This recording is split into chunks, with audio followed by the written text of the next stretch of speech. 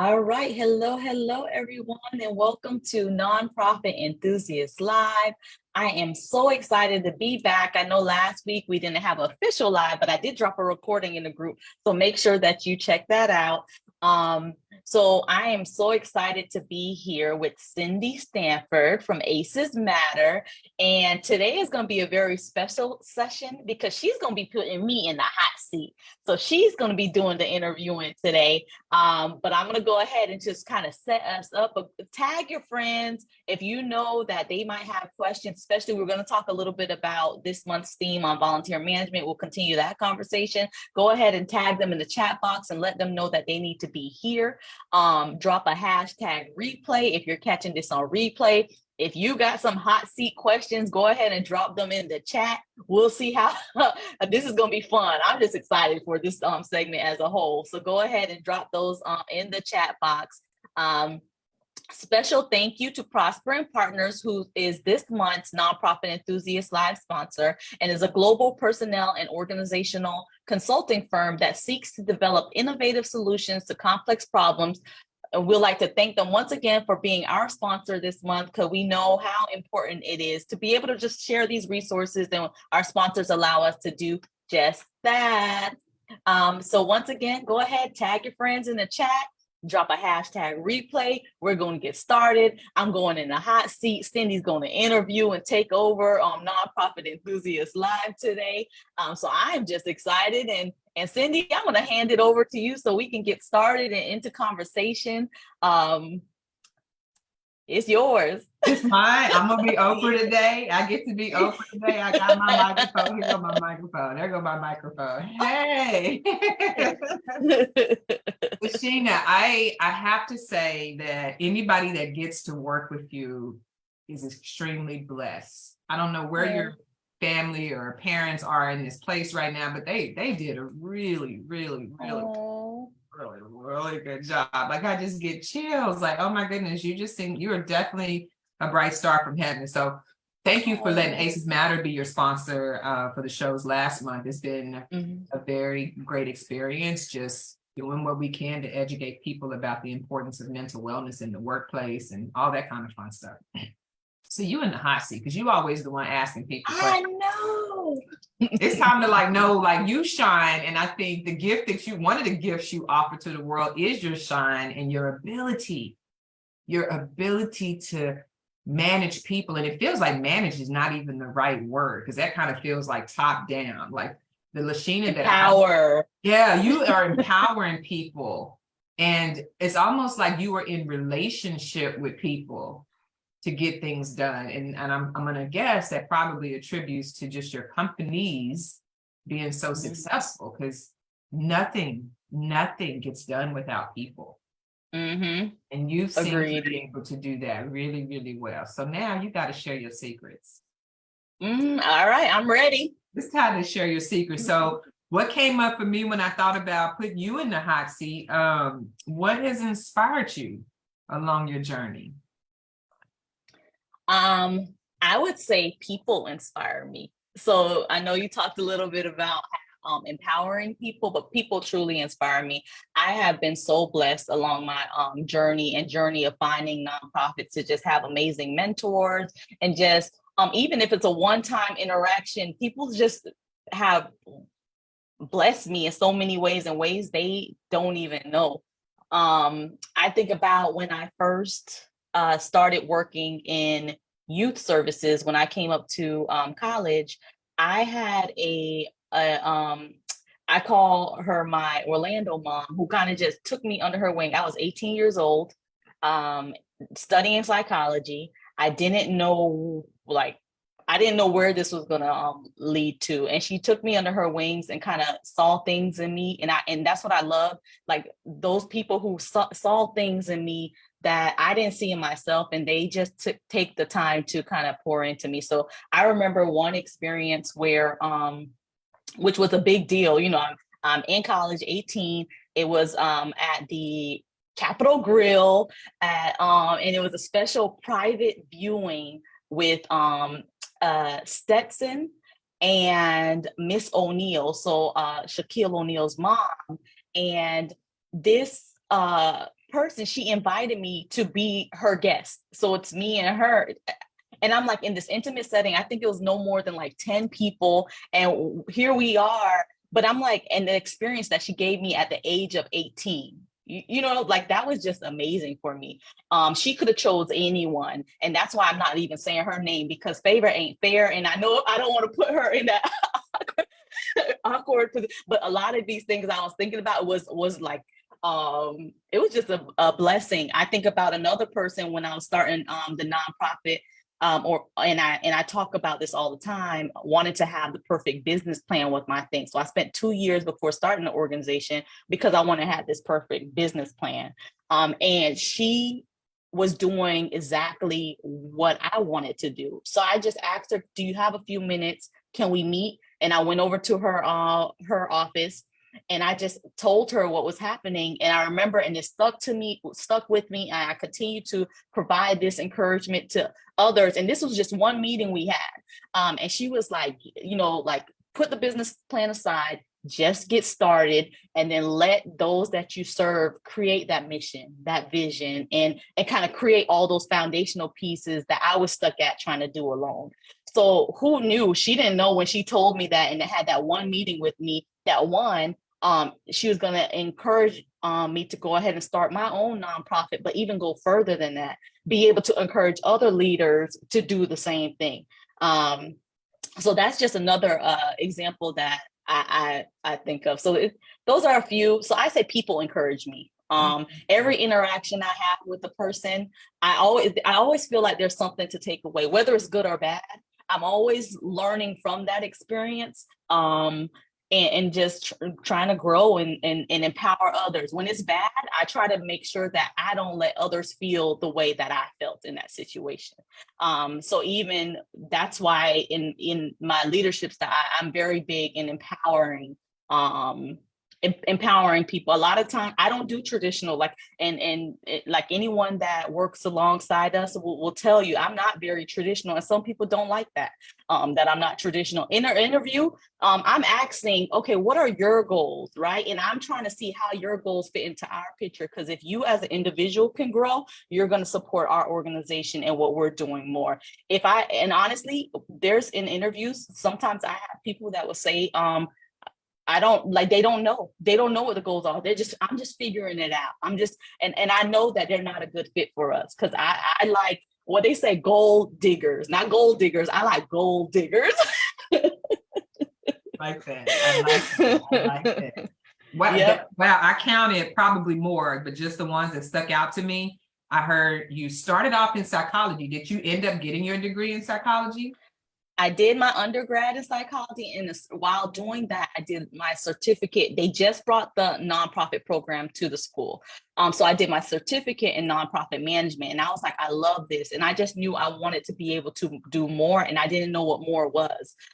So then I ended up, after graduating, it's like, I knew I didn't want to continue in psychology, but I still love people and want to work with people. So then I ended up going and pursuing my master's in nonprofit management over at the University of Central Florida. Go Knights, yeah. So I was one of the first graduating classes to receive the master's in nonprofit. So it was a fairly new program. And that's why, during that time, you didn't hear a lot of nonprofit degrees. You didn't hear a lot of groups like this for nonprofits to come together. It was like you were just figuring it out.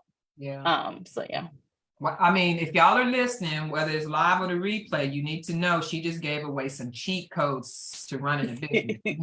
For our gamers, they like to have these cheat codes to be able to skip levels. You're giving away some cheat codes to skip levels. So now what's making sense to me is that psychology is the study of human behavior, to some degree, correct? Abbreviated part. And so you had that knowledge coming in. So I'm not saying people got to go and take and get a degree in psychology, but it would be worth understanding even if you went to YouTube University, just go understand like how people manage. There's so many YouTube pages, Instagram pages that you can follow to really try to understand people.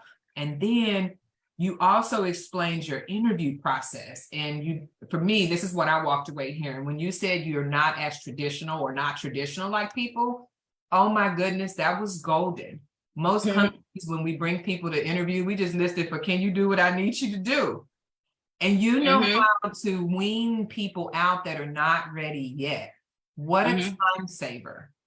Yep. What a time saver. That is amazing. And then this woman who took you on your Florida mom, Florida mom, Uh-huh. Florida, Orlando mom, I call your her. Yep. Orlando mom. Mm-hmm. It sounded like she exposed you to a situation that encouraged you to want to pay it forward. Like, I like the way that made me feel. And Mm-hmm. I want to be able to help others feel that way. And it was all a result of what Aces Matter would call, I'm gonna put a plug in for us, a Yeah. protective factor. Like, Mm-hmm. humans Mm-hmm. are the protective factors, and also humans are the ones that cause a lot of atrocities and other stuff. But Mm-hmm. there are people like your Orlando mom that can show you the way. And the only way to be able to have access to that type of knowledge and aura is to be able to be present. So you've given us a ton of tips. Mm-hmm. And all right, the last thing I think people should really walk away hearing, something else you just said is, you didn't say it, I'm gonna summarize this. The people build the business plan. Mm-hmm. Yep. Oh Yep. my goodness, so golden. That is so golden. Yes. Okay, nice job. Okay, here we go. Oprah's gonna ask the next question. What's your favorite quote or mantra that you live by? I always, and people hear me say this, even my sister, she'll recite it to me. Failure to plan is planning to fail is one of my favorite quotes. It's one of my favorite quotes. Because in any situation, if you don't plan, it leaves room for all types of things. And I get it. Like you could plan, let's say, the perfect event or the perfect program. There are going to be things that you are not going to, the unforeseen, but at least if you have that plan in place, it makes it a whole lot easier. So I'm gonna do this, and if my brother's listening, he is gonna kill me. So I'm gonna put him on the spot, right? Okay. So so normally whenever he has a certain like function or anything at his house, I'll organize it. I just love this organizing, project management, putting, I normally do that. So anyways, last week, because of being out of town in New York, he had an event at his house. And he decided to have it, and then I wasn't able to make it. So then he was on his own, right? So I was talking to him this week, and he was like, yeah, I'm not having another event without you. And he literally said, because there wasn't that structure, that plan, right? So then things were just kind of just going, and obviously I made it look easy for him, but no, I was like, there's value in this. So then I went, me and my nonprofit self, I told him that's just like programming services. If you don't got a plan in place, guess what? And that's one thing. When I was working with youth, I am very big at having the curriculum, having the structure in place. Because if not, those kids would come in and create a whole program, and then you're dealing with more behavioral issues throughout, right? Because if you don't got no plan, you just walking in. The kids go create something. They drawing on the walls. They doing whatever they want to do, and you can't get mad at them. Yeah. It's the same thing. We could go further. It goes into staffing. Right. You don't have a plan for your staff, a process for them as to what they should do, how they should do it, when they should do it. Guess what? They're going to come in and start making up stuff, and you can't get mad. Don't get mad as a leader, because a lot of times we get mad and we say, oh, our board's not doing this, or my staff's not doing this. And not saying that there are things that don't. Yes, there are some things that, but when I had this plan in place, I had a structure, a process in place, and even with that, this is happening. Okay, yeah, you can handle the situation from there. So failure to plan is planning to fail is I say that all the time. My family is even like, they're gonna put it up on their fridge. Everything that I'm like, we need to have a plan in place. It goes into my personal life, into my work life, everything. I have to have a plan. Okay, I need you to write a book for people with ACEs. Here go another shameless plug. Okay. Okay. Yes. One of the things that when you go through an adverse childhood, it prevents your ability to process behind the forehead. They call it, in the doctor world, they call it the prefrontal cortex. So what Lasheena is telling us right now is her prefrontal cortex is on fire. Like, the only way you can know how to plan stuff is if this behind the forehead is working. And so I think for people who are aware that they are in the business of service and helping others, and planning is not your niche, you just show up, then this is where people like you come into play, because the behind the forehead is working. And we need people with behind the forehead neurons that work well so they can see an end in mind. And I remember to like your failure to plan is planning to fail. I remember I had a mentor, or it might have been a former principal, tell me that lack of planning on your part does not constitute an emergency on my part, or something to that, like everybody just wants you to say, oh, you should have planned that. Don't be calling me at the last. Now you're it's not my emergency. It's not my emergency. It's not my emergency. And that was still like makes my stomach just tie up in knots. So I want to encourage people when they're doing work with nonprofit, especially, or even volunteer management. Here's another cheat sheet tip that Lasheena is giving. If you don't have it, here I go. Taproot didn't pay us to say this, but I know that is not my skill set. I like doing it, but I can only take it so far. And today, after I have this meeting with you, I'm meeting with a volunteer from Taproot, and she's going to put together my volunteer onboarding plan. It's like, I was like, love it. All I can do is sit and tell you what I need them to do. But when it comes to A, B, my brain is like, I don't like that. Give me another activity. So nice, Lasheena. Very good. I'm going to drop that in there. And I know, let me go ahead and drop that, since, as we give resources, might as well drop them in the chat. Yeah, so, and we off script, y'all, just a little bit. That's me. I'm off script. That was not part of the script. I threw that in there. I'm going to drop the link in the chat box. I thought I just had it. To Taproot. Yes, I don't. Yeah, it's taprootfoundation.org. So taprootfoundation.org. We'll go ahead and drop that in the chat box so that you can have it. Definitely check them out. They're a really good resource when it comes to support for your organization. So check them out. So yes, okay, we're back on script. But something I wanted to add is, so on my way on the flight, I take this time to kind of really just focus in on the things I've always wished I could do, and reading was one of them. So I read First Thing First by Stephen Covey, or audio read, whatever you want to consider it. Anyways, the whole thing about it, which I thought was amazing, if you're familiar with this, it talks about different quadrants, right? And then there's that, and I'm going to try to like summarize it the best that I could think of. So there's that important and urgent quadrant, which is quadrant 1. And a lot of times in life, we feel like that's what we're living. Everything is urgent and everything is important. And then there's quadrant 2, which is important, but not urgent. Yeah. And something that it talks about is, if you do more of the important, not urgent thing, which is planning, if you spend more time in doing those things, that reduces the amount of things in the important and urgent arena, right? So I gave that a test. And it works. And the cool thing, it definitely works. So definitely check that book out if you haven't read it. Okay, I see Caleb said the 7 Habits. Yep, same author of 7 Habits of Highly Effective People. He is the same author of that book. His First Thing First book. And I'm gonna tell you something that's really funny, because I had the physical book with me, and the book was like thick. And then I had the audio, which is an hour. And what I found so interesting is, so I'm trying to follow words and listen at the same time, just because. And then I found that he cut out, like he went straight to, in the audio book, he went straight to it. And my thought is, he must have thought like, my book is about time management. Whoever's listening to it is probably limited on time. I'm gonna go straight to the gems. So if you are that person and you're like, I can't sit down and read the book, listen to audio. It's a 1-hour audio book, but it was just amazing. And it's something that it kind of reset my mind to, everything is not urgent. And you're right, like your urgencies, just because you waited in poor planning, that does not become my urgency. So yeah. That's good. And full circle, when I was a principal in Houston, that was a training we were required to go through, because principals, we feel like we always putting out fires, right? Mm-hmm. They made us go through that training and do that quadrant work, right? Like everything can be an emergency. Everything cannot be an emergency. So I've been pretty privileged to help with my ACEs and like what happened behind my forehead during child development. But you got to have access to trainings like that, or people that know about stuff. So that quadrant, I definitely would endorse or co-sign on, people who need help with figuring out their daily schedule with your volunteers or anything. I would definitely endorse that. You're doing good, Oprah. Okay, Oprah's going to the next question. Here we go.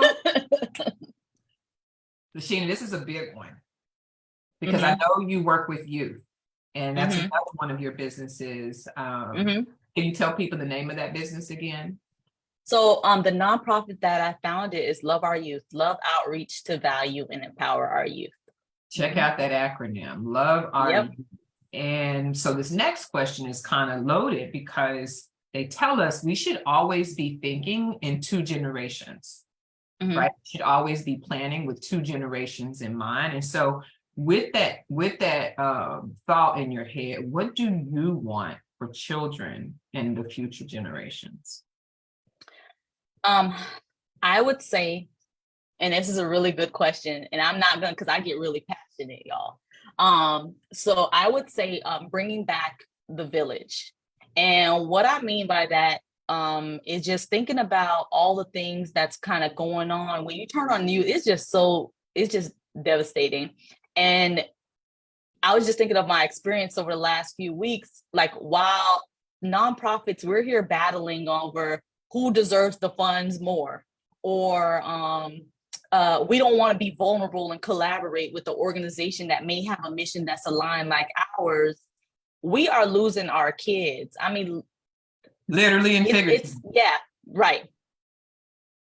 So while we're here, so I would say bringing back the village, because my heart breaks, like turning on the news and just hearing like about the school shooting and all these different things, while we're over here trying to battle through all the different politics and all of this stuff. We are losing not even just our youth, like if you serve the homeless population, we are losing to trying to not be vulnerable, why don't we just bring our missions together and see how we can be more powerful? How can we individually, we might be fighting towards a certain thing for, let's say, the youth, but what if we came together and then came collaborative to fight against that, and try to provide the support and resources that they need?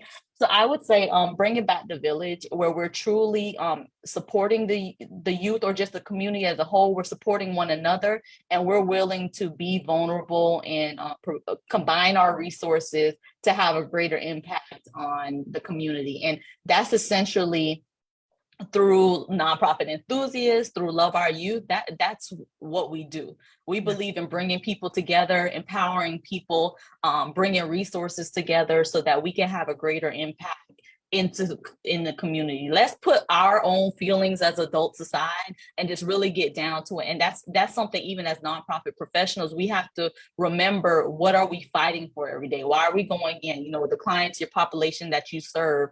Like for me, it's you all, the nonprofits, trying to make this easy, because we feel that the more that we're able to invest in a nonprofit and community, the more, let's say, whether you serve the homeless population, are able to get served, the youth population, everyone's able to kind of get served. So yeah, so I would say just bringing back the village, the true village, constantly a world where we can really truly collaborate, put our individual issues or whatever it might be aside, or either bring it to the forefront and move on, and remember that ultimately there are people suffering because of us spending time trying to, Yep. So yeah. Yep. Yeah, that's my little soapbox. We could probably end on that, but I'm not going to let off that easy. If I could gift you with what you just said, it reminded me of a quote, or reminded me of a belief system in this African tribe. It starts with the M. I don't want to butcher how you pronounce their name. It's Manasi tribe or something like that. And what they believe in terms of the health of the community, the questions that they ask when adults are meeting, interacting with each other, they started off with, how are the children? Remember that first, like, we should be planning with 2 generations in mind. And so this particular tribe in Africa, if anybody's listening that knows the name, please drop it. I just know it starts with an M. But they say, how are the children? And then they check the health of the community. If everybody can say the children are well, that's when you know that's when you know that people are not putting themselves over the needs of the next generation. And so bring back the village. I was at a restaurant yesterday, sat next to a stranger, and she told me she was 70 years old, and ironically, she knew about Lubbock, which is where I grew up. And so I think God again works in mysterious ways. I happened to meet this random woman, and why did she say that exact same thing yesterday? Random Pam. What? Pam. And I was driving around thinking, I'm hungry. Where do I go, God? And God took me. I say God took me. God didn't do that. I don't know who did that. But I ended up at Carrabba's. That wasn't God. Let me not blame that on God. I ended up at Carrabba's by myself, sat next to this lady named Pam. And she said the same thing. She was like, back in the day, the neighbors had a say. And, if your kid did something, you knew by the time you got home. And unfortunately, I think we've created so much fear around us because bad things do happen. And of course, the news will always be the first to report it. Right. But that was the way I grew up. Same thing. Like the neighbors knew what your kids was doing. And disclaimer, people who listen to now or listen to the replay, it is highly important that adults who want to play this role as a protective factor have the training, because some of the things that have happened in terms of the village trying to have a say in how we raise kids, sometimes we're passing on beliefs and ways that are really not effective in 2023. And my prime example, when I heard this 2 weeks ago, and I was like, I want to intervene, but I'm not. This parent was reminding her daughter that she shouldn't have been doing some XYZ. And all the parent could say is, you ought to be ashamed of yourself. And if we got parents telling kids they ought to be ashamed of yourself, you probably need some training from one of us. And it's okay. Right? Like we just don't all have those tools. But yeah, we definitely need to bring back the village, and the village needs to be trained on what these 2023 kids and above need. That's right. That's right. All right. How we doing on time? The 2023 village. The 2023, yeah, we're training. The action is we're training. You have been trained, because we have parenting. There was no book on parenting. Yes, it was. It just wasn't at the club. You had to go to the library if you wanted a book on parenting. When people say that, I'll be like, don't do that, because there was plenty of books. Y'all just wasn't where the books was. So, all right, next one. Ooh, I like this one. Ooh, I really like this one. You ready? What's something you wish you knew before starting your journey helping nonprofits? I wish I knew where to find others going through the same thing. So like I mentioned, then we didn't have these Then when I was like in college doing, my undergrad and graduate, y'all probably remember, Facebook was just, if you were in college, you had to have a college email to get into Facebook. So there was none of these communities that we're in. So it's pretty much like you get your degree and you figure it out. You get your internship at that one place, or you're working at that one place, and that's the only experience that you have. And therefore your coworkers are probably the only ones that you're really talking to about like the challenges that you're facing and all of that and all this. So I would say I would have loved to have the communities that we have now, and not even just virtually, just as a whole. For nonprofit, there's so much nonprofit spaces now. There's like government investing in nonprofit capacity building, and different funders investing in doing this and bringing organizations together to equip them with the tools. There's communities like this. I'm just saying, like the nonprofit enthusiast community, where we can come together. We have these chats online, and we got questions. We drop them in the chat box. And not only that, we hear other people talking about some of the things they're facing to know we're not alone. See, so before then, when starting my organization, that wasn't there. Literally, it was when I started in 2012, I'll do my master's in nonprofit management. I'll learn the things from the book we read, implement it in place. And then I was also working, and I'll use those practical skills I've learned there and put those together into the organization. That's kind of how it worked. So I would say having the resources that we have available, I'm so grateful for it. Every time I hear a new program pop up or a new funder investing in supporting the infrastructure and the growth of a nonprofit organization, I just get so excited. I get so excited to see those resources just popping up and becoming more readily available to organizations. Because we got to face it.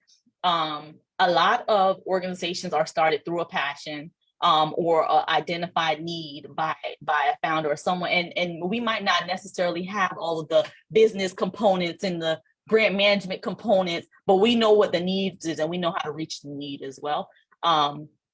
So being able to have these places to know like, oh, I'm missing something, it's just really good. So, but of course you have to decipher through. I will say that I'm going to also give that caution when you're in these different communities and different groups, you do have to use like discernment and kind of decipher through what is actually applicable. And that's why I'm very careful. I will tell you, and people don't know this, like even coming on Nonprofit Enthusiast Live, I'm careful with who we put on screen. I want to make sure that the information that's shared is sound. Yeah. If I don't feel like that's gonna happen, I'm very careful. I'm very protective of of the group as a whole. I am. Y'all probably like, oh, she's so extra, but I am very protective. Like sometimes there'll be like messages coming in, and I'm like, no, that's not right. We won't let it in. We won't let that like that wants to be shared with the group. So we're very like. Yeah. We try to do that, but that's only within this group. We only can control what's within this group. But I do want to caution when you go out to some of these other groups or functions, people will say certain things and you're like, that's not, and fact check them. I'm the person, I'm going right to the source. This week I heard something that was not true in the nonprofit sector. And when I come back and answer, yes, I know the answer, but I'll also tell you what IRS says. Here it is, you can read it in the publication, but if you want to listen to that person, go for it. You know what I mean? So it just make sure that you're using that when you're getting this information, go and fact check. If you're unsure and you're getting conflicting responses, just fact check it. Yeah. Credibility is extremely important in the beginning, and that's a tough one. Yep. For those of us who are trying to start nonprofits with no experience. So great advice on helping people like sift through the saturated market of groups that are available to join to try to figure it out. All right, almost through these. We got a couple more. Thank you for these golden nuggets. Yay. I'm curious. So through your nonprofit journey, what are it's because it's volunteer management month, through your nonprofit journey, how have you engaged with volunteers?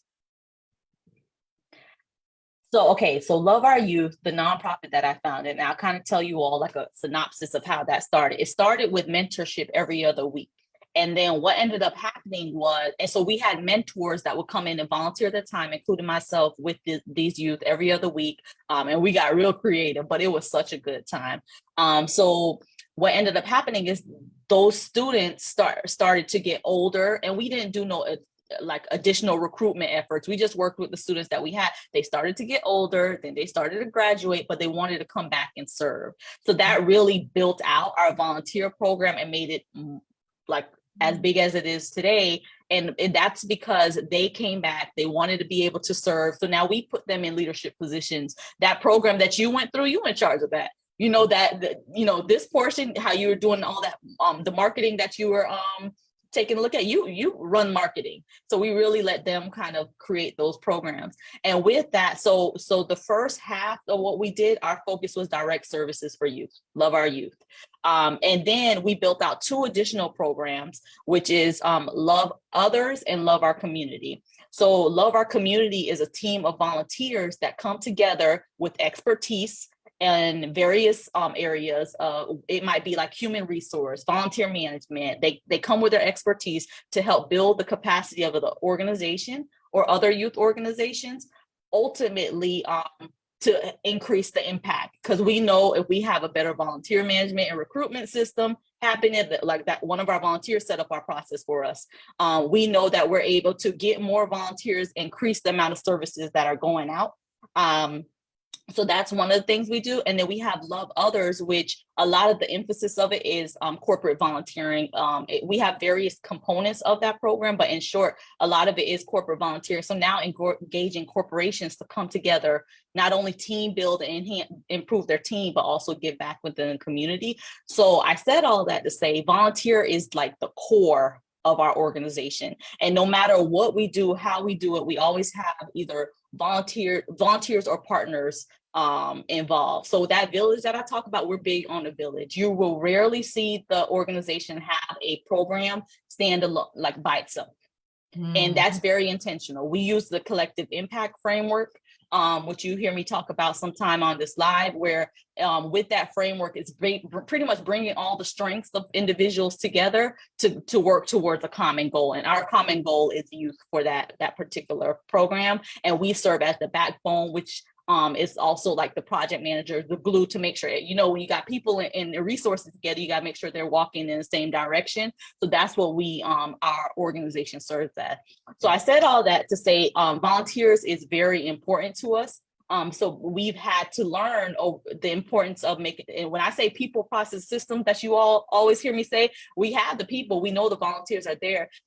Having the processes and systems was equally as important. So when the volunteers come in, they know exactly what they're doing and how to do it in an efficient manner. And then what ends up happening is we continue to scale, you know, as we go over the years. And then our volunteers, they're amazing.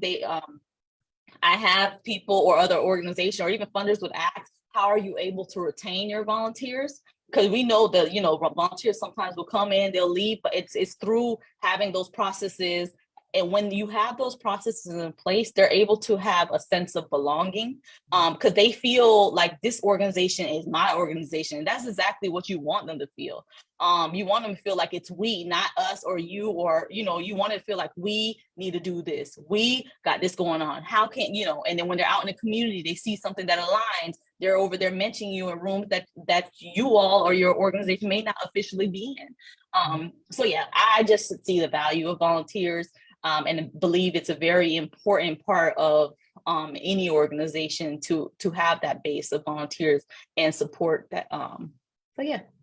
Power of the people. That's what I'm hearing. It's the power. Yes. And Yep. I also Yep. heard like nature loves circles, and you're essentially recycling talent, right? So it sounded like you started off mentoring them, and then that DNA became part of the creation of Love Our Youth, Love Our Communities.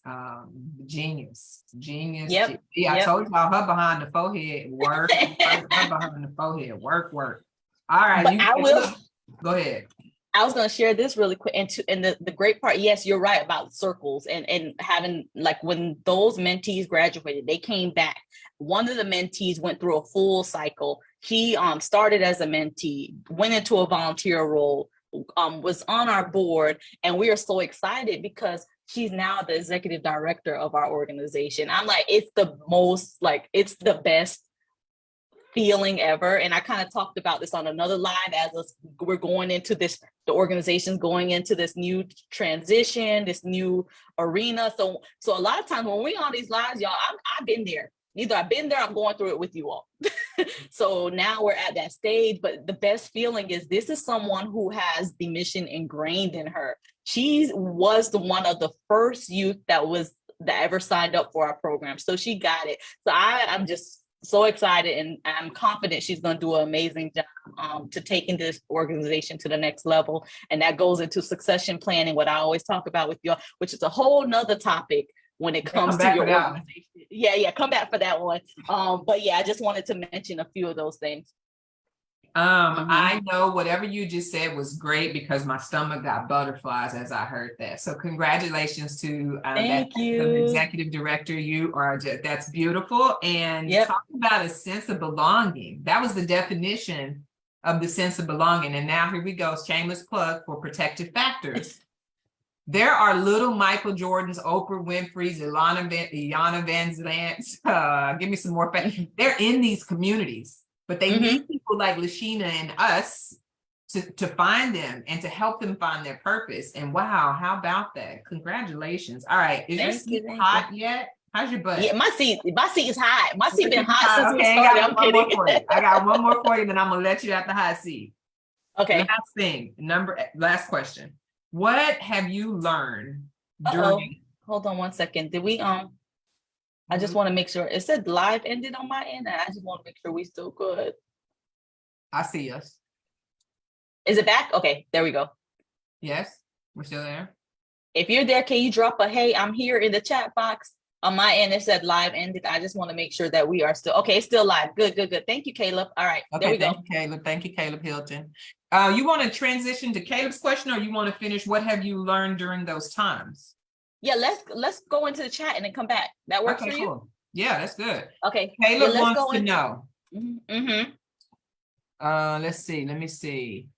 what you're describing is what I want to do with the focus being financial education and mental health, breaking generational ACEs curses through ACEs education and financial foundation. Any advice you would give for Caleb with those two ideas in mind?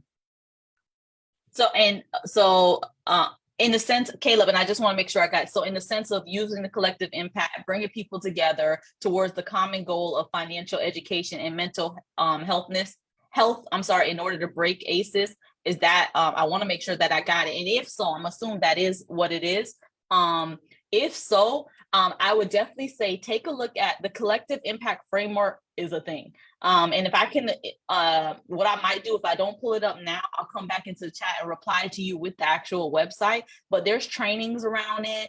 And it's a national framework as well. So it's a framework that works. It's been tested, it's evidence-based. So I would say definitely looking into that framework and then connecting it to what your work in financial education and mental health, and then seeing where do you fall in this picture. So you might say, if you want to do similar to what we're doing, you might say, we're going to be the backbone organization. So we're going to be the glue, and we'll bring all the different financial education programs or the mental health program. And you hear us talk about the 12 sectors for community change. We'll bring all the people from the different sectors of community change, the media, the youth, the parents, all these different people for a common goal, a common conversation and implementation around financial education and mental health. Then you could be that backbone organization. So definitely take a look at the collective impact framework. And that's for any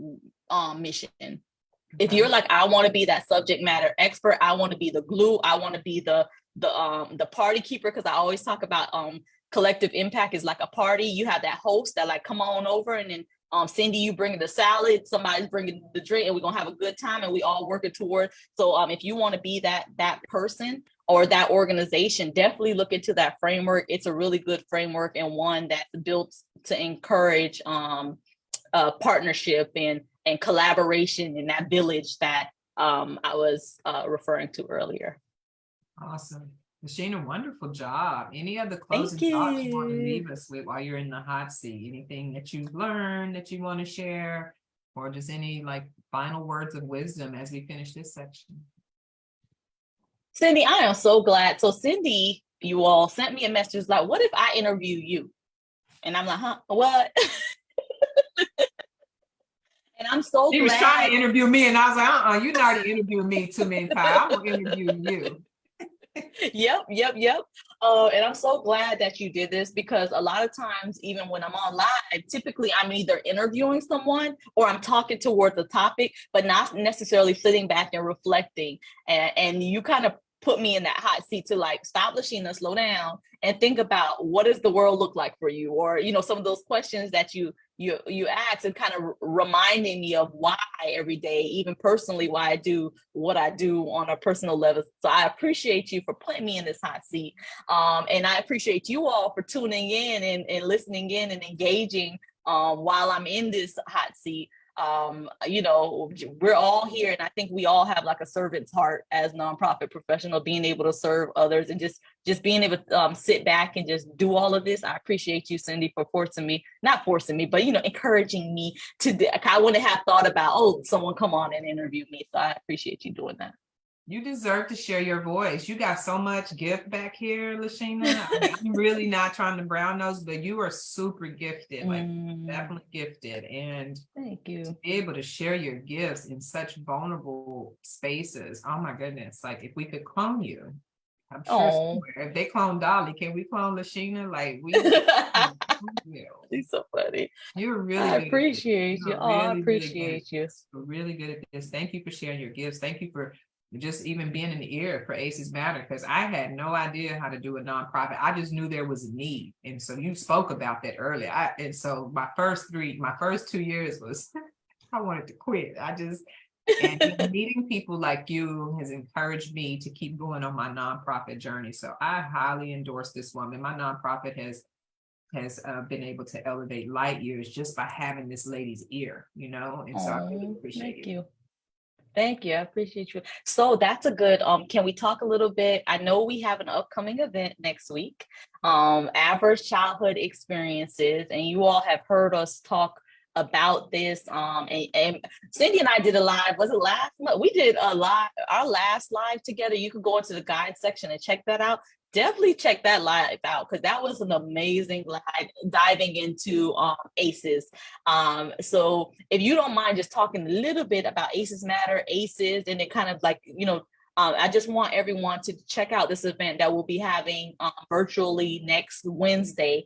If you have not been to an awareness party, making sure that you come to the awareness party and have a good time with us and just learn more about adverse childhood experiences. And I like to say it's good for us to know our individual ACEs so that we can better serve those who we know within our population that also have ACEs as well.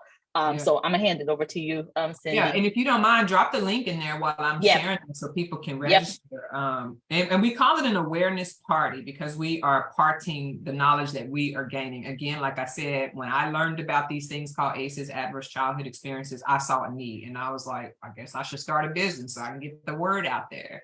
And so a part of what has evolved since 2020, when I started ACEs Matter, was figuring out how do we access the masses to get this information out. And so Lasheena graciously offered to co-sponsor a monthly screening to watch this movie where we don't have to be the experts. We outsourced and we found a documentary that in 57 minutes explains why we have mass shootings. And not only just leaving us with bad news, it tells us what can be done about it, right? And so if one of your tools is trying to use reverse psychology to get kids motivated, and your reverse psychology, which was my tool, I didn't know it wasn't a good tool. You ought to be ashamed of yourself. Why didn't you do your homework, right? Like that is just something the brain cannot process. And so when you learn about adverse childhood experiences, you learn, especially if you had an adverse childhood, you learn how to better treat yourself with words. And now you can start giving those words to kids. Like that's the littlest you could do, like the smallest thing. And so we wanted to try to get this message out to the masses because there were communities of privileged people talking about it already. But if you didn't happen to be in one of those privileged circles, you would never learn about it. So I encourage people, obviously there's a disclaimer, we're not mental health experts, but we do believe in the power of taking care of your mental health. And one way to do that is to understand why people have mental health issues in the first place. 99.9% of the research goes back to their childhood. So even that Tennessee event, I'm gonna assume, I don't even have to look at that kid's story. There's probably some adversities, and that happens to be one, like if that person was being picked on because of the choice or non-choice of, their sexuality, that triggers something in the brain, and processing doesn't, all the common sense thinking is behind the forehead. And so that child who did that thing last week, there was no processing behind the forehead. That person was reacting from the reptilian part of their brain, which makes people react. So when we want to understand what's happening in Pine Hills, and we want to understand what's happening in some of these communities where we're constantly seeing people die or get killed, you have to understand ACEs. Because really, most of the time, all it takes is an adult to say the right thing to a kid to prevent that kid from making that choice that will determine how they behave for the rest of their life or how they're treated for the rest of their life. So highly encourage people to come. And again, disclaimer, if you're learning about it for the first time and you got ACEs, it might be hard to hear. Full disclosure. And we have a way that we teach it that we think will impact people, or obviously our survey results every time. 100% of people who have responded to the survey results after they've left the class with us say that they think everybody should learn about it. 100%. How many? You don't get surveys like that. You don't get people responding 100% of the time that everybody needs to know this, right? So highly encourage y'all, if y'all can come sit up on the couch, put your feet up, bring some people over to your house, watch it together as a group so you're not alone. Like treat it like you're taking somebody to the movies and just turn your Zoom on. And at least you're going to be a part of the people that know it. And I will close this by saying, people who are learning about this, you are light years ahead, right? Much of the world is not ready for this information. So if you elect to come learn about this information, you're a couple of years ahead of the rest of the people that are not. So if you have FOMO, fear of missing out, this is one way to kind of solve that. And second last disclaimer I make, just in case people are considering coming, you're going to be faced with a decision when you learn about it. You're going to be faced with the decision to say, do I want to continue to stay engaged with this information, or do I want to act like I never heard it?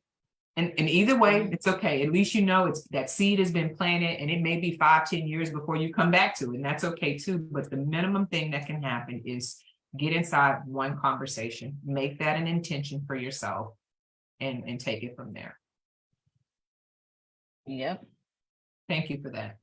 Love it. Yes. So please make sure that we drop the link in the chat. Just go there and you can register for the ACEs awareness party. Invite a friend, bring a friend over. You can have them join virtually or join right there live with you. You definitely don't want to miss out on the awareness party. So definitely, please make sure that you register for that. And before we head out, a few things. One is, when I got on, we were at 899 guests, individual members in the live, in the group. I'm sorry. And I was like, okay, I know we could get one more person. So I'm going to ask you all, go ahead and invite a friend, which I am still going to ask you to go ahead and invite someone to the group who needs to hear these lives, who needs to get this information.